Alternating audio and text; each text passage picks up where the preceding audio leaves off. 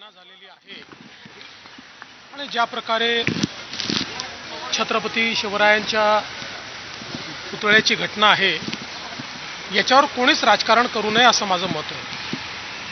पहिल्यांदा तर निश्चितपणे ही घटना आपल्या सर्वांकरता कमीपणा आणणारी घटना आहे, अतिशय दुःखद घटना आहे। पण त्याच वेळी अशा प्रकारची घटना झाल्यानंतर एकतर त्याची योग्य चौकशी झाली पाहिजे, कोण दोषी आहेत त्या दोषींवर कारवाई झाली पाहिजे आणि तिथे भव्य पुतळा उभारला गेला पाहिजे। या तिन्ही गोष्टींकडे आता त्याची कारवाई चाललेली आहे। नेव्हीने ही गोष्ट गांभीर्याने घेतली असल्यामुळे नेव्हीने चौकशी समिती तयार केली, टीम तयार केली, ती टीम त्या ठिकाणी येऊन गेली आहे। त्यामुळे नेव्ही या संदर्भात चौकशी करून उचित कारवाई करेल, जे दोषी असतील त्यांच्यावर कारवाई करेल। घटनेकरता कुठली गोष्ट जबाबदार होती किंवा काय त्याच्यामध्ये चुका राहिल्यात या संदर्भातला तो रिपोर्ट त्या ठिकाणी असेल।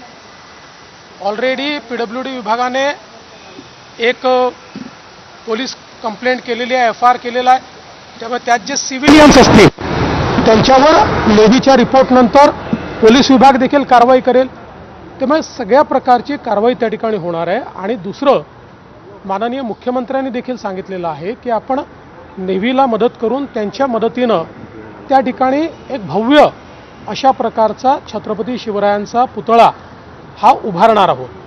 त्यामुळे या दृष्टीनं ही घटना झाल्यानंतर जे जे करणं आवश्यक आहे ते केलं जात आहे, नेव्हीकडनं देखील केलं जात आहे। मात्र त्याचवेळी केवळ याचं राजकारण करायचं हे जे काही विरोधकांनी सुरू केलेलं आहे, प्रत्येक गोष्टीत राजकारण शोधून काढायचं, प्रत्येक गोष्टीला इलेक्शनच्या चष्म्यातनं पाहायचं, निवडणुकांच्या चष्म्यातनं पाहायचं, हे अत्यंत चुकीचं आहे।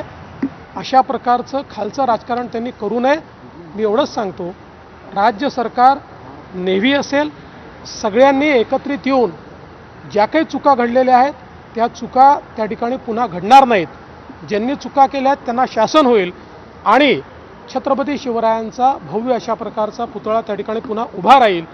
या संदर्भातली कारवाई सुरू केली। आता घटनाक्रम बघता निवडणूक डोळ्यासमोर ठेवून मुद्दाम केलं गेलं असं वाटतं का? घटनाक्रम बघता असं आहे की आता कोणी काय केलं हे मी बोलणार नाही, पण सगळ्यांनाच माझी विनंती पण आहे आणि सूचनाही आहे, या विषयाचं राजकारण करणं महाराष्ट्राला शोभत नाही। शरद पवार साहेब म्हणाले की या सरकारला हे कळत नाही की कुठे भ्रष्टाचार करावा किंवा याचं तारतम्य नाही या सरकारला।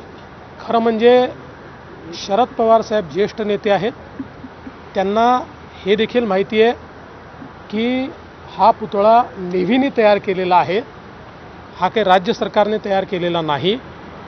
आणि एखाद्या ठिकाणी भ्रष्टाचाराचं तारतम्य दुसरीकडे नाही असं कसं म्हणता येईल? भ्रष्टाचार कुठेच नको, भ्रष्टाचाराला आपला विरोधच असला पाहिजे, पवारसाहेबांचा विरोध असला पाहिजे। ते अशा प्रकारे वक्तव्य देत असतील तर मला आश्चर्य वाटतं की ते भ्रष्टाचाराला समर्थन देतात का मग इतर ठिकाणी?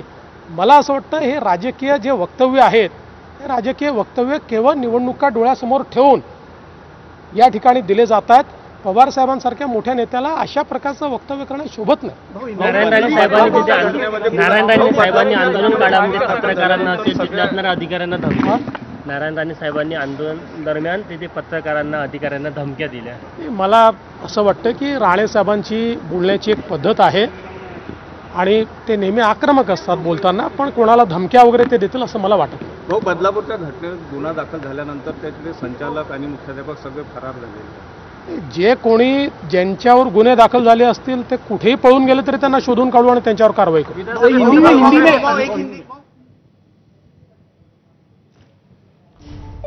तर चुका पुन्हा घडणार नाही हे सर्वांनी एकत्र येऊन पाहावं। जे घडलं ते महाराष्ट्राला शोभणारं नाही। मात्र या पुतळ्यावरून कुणीही राजकारण करू नये असंही म्हणतायत उपमुख्यमंत्री फडणवीस।